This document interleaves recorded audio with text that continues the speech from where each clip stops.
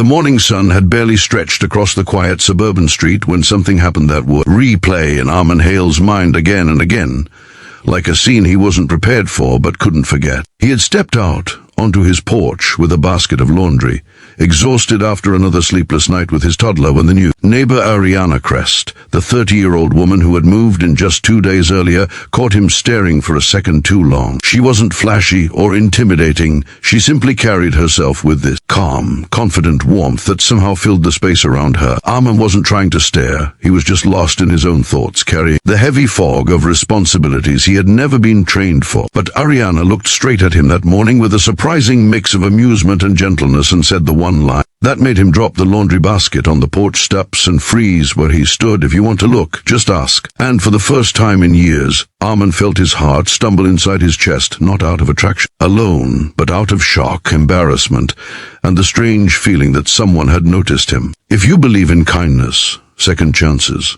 and people unexpectedly entering your life at the exact moment you need them most, make sure to like, comment, share, and subscribe to the channel Love in Motion right now. Your support helps stories like this reach more hearts. Armin was only 32, but life had aged him far beyond the number on his ID. His daughter, Mira, only 4 years old, was his entire world, but raising her alone after her mother walked out had carved deep lines of exhaustion around his eyes. He worked double shifts as a delivery coordinator at a local warehouse office, coming home just in time to tuck Mira into bed before collapsing himself. His house wasn't falling apart, but anyone could see the weight he carried. Even on that morning, the laundry basket he dropped didn't just spill clothes, it spilled out the story of a man who couldn't catch a break. One afternoon, when Armin rushed out of the house carrying a crying Mira who had spilled juice all over herself, Ariana stepped out from her porch with a calm presence that instantly softened the moment. She wasn't intrusive. She simply stood there with that gentle steadiness that people develop when they themselves have survived storms. She offered Mira a clean towel and handed Armin a pack of wet wipes she had pulled from her pockets. There was no judgment in her eyes, only warmth. And for the first time in a long while, Armin felt something loosen inside his chest. From that day on, small moments began to weave themselves into something unexpectedly comforting. Ariana waving at Mira from across the yard, Mira excitedly pointing out Ariana's cat,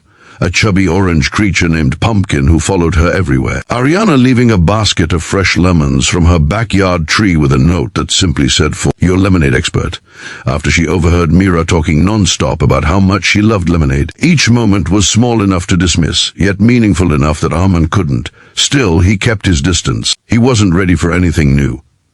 His heart was still raw from the betrayal of the woman he had once trusted. His life was still tangled in responsibilities that left no room for romance or even hope. But Ariana was patient without ever trying to be. She wasn't trying to fix him. She was just living next door, existing gently within the edges of his world. Days passed, and Armin slowly found himself relaxing around her. He didn't try to impress her. He didn't try to pretend he had it all together. When she saw him dragging his trash can to the curb while Mira cried because she had lost her favorite hair clip, Ariana knelt down and distracted the little girl by teaching her how to braid grass. When she noticed Armin struggling to repair a loose porch railing, she lent him her toolkit and later came over quietly to help hold the wood steady while he hammered. There was no awkwardness, no pressure, just companionship in ordinary moments.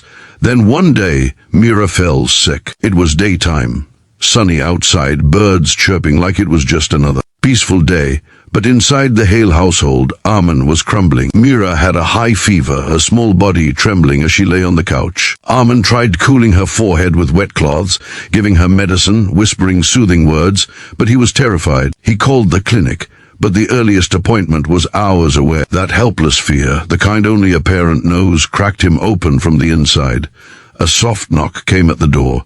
It was Ariana. She had noticed the closed curtains and sensed something was wrong. When she saw Armin's panicked face and Mira limp in his arms, her calm expression didn't falter for a second. She stepped inside with gentle authority, guiding Armin to sit, assessing Mira with practiced care. Only then did she explain that she had volunteered at a childcare center for years, helping with sick children more times than she could count. She brought Mira's fever down slowly, teaching Armin how to soothe her properly, when to worry, when to wait, how to breathe through the panic instead of being swallowed by it. Armin watched her, overwhelmed by gratitude so intense it made his eyes sting. When Mira finally fell asleep, Ariana cleared the cluttered coffee table, picked up the scattered toys, and made a pot of warm soup. She didn't ask for permission, she simply helped. And Armin realized something he had been trying to avoid admitting. She brought peace into the house without even trying. As the afternoon sun slid across the living room floor,